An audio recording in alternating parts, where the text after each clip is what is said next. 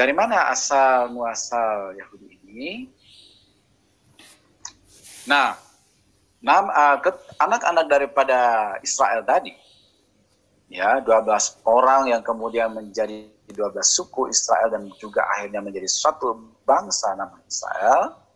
Bangsa ini mencapai puncak kejayaan atau keemasannya pada pemerintahan Raja Salomo. Salomo ini adalah salah satu anak daripada Daud, ya, yang menggantikan Daud menjadi raja, ya, pada abad ke-10 sebelum Masehi. Pada masa dia ini masa damai, semua negara tetangga takluk dan memberi upeti, dan hikmatnya terkenal sampai ke kerajaan-kerajaan lain, Salomo atau juga disebut Raja Sulaiman, ya. Nah, namun setelah kematian Salomo, kerajaan Israel terpecah menjadi dua karena pada masa hidup Salomo, walaupun itu masa keemasan kejayaan, tetapi dia mengambil istri sebanyak 700 orang dan gundik 300 orang, totalnya 1000. Dan ternyata istri-istrinya ini banyak berasal dari bangsa-bangsa yang tidak menyembah Allah, sehingga di akhir hidup daripada Salomo atau di hari tua Salomo, hati Salomo itu dicondongkan kepada Allah-Allah yang disembah oleh istri-istrinya. Sehingga Tuhan itu murka kepada Salomo, sehingga Tuhan katakan bahwa aku akan mengoyakkan Israel menjadi dua bagian setelah engkau mati. Aku tidak melakukannya pada masa engkau hidup karena aku respect sama ayahmu Daud. Tetapi ketika engkau mati, aku akan mengoyakkan Israel menjadi dua karena engkau berlaku tidak setia kepadaku. Kira-kira begitu. Tuhan murka karena hati Salomo ini yang sudah condong kepada Allah lain mengikuti istri-istrinya begitu banyak. Maka terpecahlah kerajaan itu, benar terjadi setelah Salomo mati, tidak lama kemudian terjadi pemberontakan, perebutan kekuasaan, akhirnya pecah jadi dua, yaitu kerajaan Israel Utara yang ibu kotanya adalah Samaria atau disebut kerajaan Samaria, dan kerajaan Israel Selatan yang disebut kerajaan Yehuda, ibu kotanya Yerusalem. Ya, kerajaan Israel Utara ini terdiri dari 10 suku.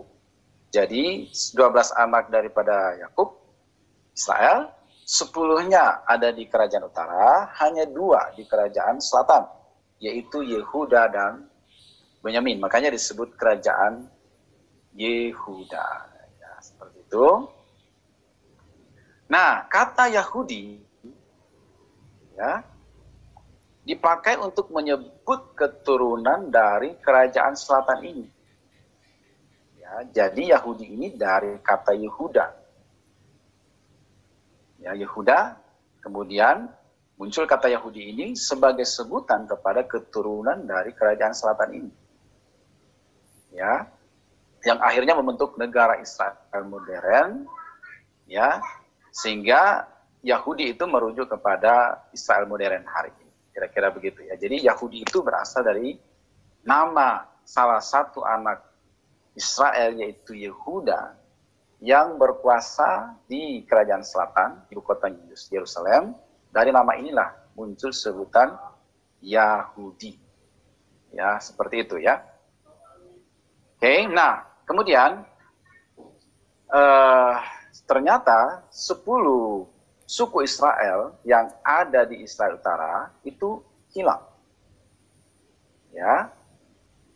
Sementara suku Yehuda dan Benyamin bergabung dengan kerajaan selatan. Pada abad ke-8 sebelum Masehi, kerajaan utara ditaklukkan oleh bangsa Assyria dan kekaisaran